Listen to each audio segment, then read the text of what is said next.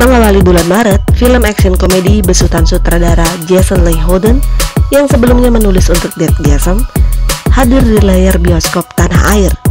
Duet antara Daniel Radcliffe dan Samara Weaving menjadi salah satu daya tarik bagi film dengan rating R yang syarat dengan adegan brutal dan juga kejam ini. Dan kali ini review orang awam akan sedikit mengulas cerita tentangnya. Check it out. Putus cinta dan terdesak oleh atasan di kantor yang menyebalkan membuat Miles sangat terpuruk. Ia menghabiskan malam dengan minum alkohol dan berselancar di dunia maya. Hingga secara tak sengaja, ia menemukan sebuah siaran langsung aksi brutal pertarungan para penjahat kota yang dikelola oleh Schism. Miles di bawah pengaruh alkohol mulai menyerang para penonton channel tersebut dengan komentar merendahkan. Tak senang dengan kalimat yang dilontarkan Miles, pihak Schism kemudian mendatangi kediaman sang programmer muda, menculik dan mengebor jari-jarinya pada 2 buah pistol berisi 100 butir peluru.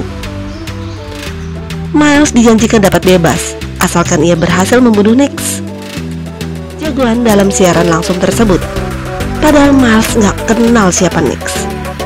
Dan yang paling parah, di saat yang bersamaan, Nova, sang mantan pacar, ikut diculik. Miles yang masih berharap bahwa ia punya satu kesempatan lagi untuk memperbaiki hubungan mereka, memaksanya mengubah rencana. Dan tanpa penampilan yang layak, ia harus menemukan Nix dan mengambil kesempatan untuk menyelamatkan nyawa semua orang. Meski sebagian besar durasi film dipenuhi dengan adegan baku tembak dan kejar-kejaran yang lumayan intens, sayangnya Guns Akimbo tak memiliki kekuatan yang cukup dari segi cerita. Ia seperti guliran bola yang tertiup angin di padang pasir, dibiarkan liar dan tanpa arah.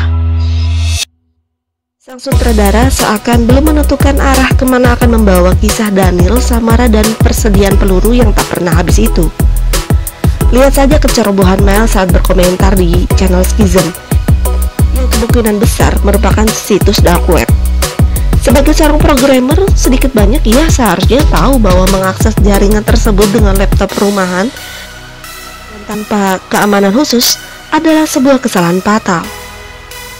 Yang lebih aneh lagi adalah bahwa Miles bahkan tidak berusaha kabur untuk setidaknya menyelamatkan diri saat dirinya ketahuan.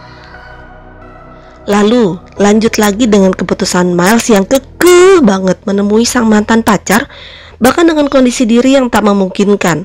Bener-bener bikin saya geleng-geleng kepala. Kenapa sih Miles nggak jelasin aja gitu kalau dia sedang mengalami kesulitan dan nggak bisa menemui gadis itu di taman? Tapi si Miles malah lebih milih buat berlarian dengan jubah mandi dan sepatu tidur bermotif macan. Sungguh sebuah kelucuan yang terasa banget dipaksain. Kisah Nix dan keluarga juga sama nanggungnya. Ia seperti sengaja disematkan untuk memberi kesan bermoral akan jalinan kasih sayang antara orang tua dan anak, di mana Nix yang menjadi liar karena mengalami trauma masa kecil terpaksa berhadapan dengan tokoh sang ayah yang bekerja sebagai petugas kepolisian.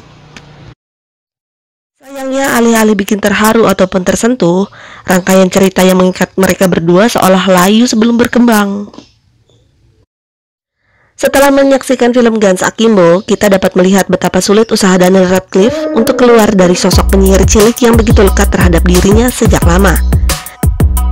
Saya kayaknya rada nggak tega ya ngelihat dia di film ini menjalani hidup sebagai seorang manusia biasa berkemampuan standar.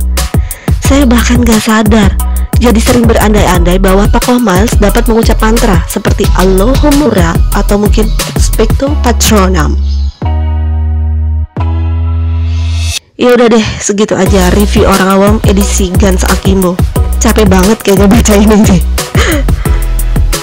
Pokoknya tetap jaga kesehatan dan sampai jumpa di review orang awam selanjutnya. Bye bye.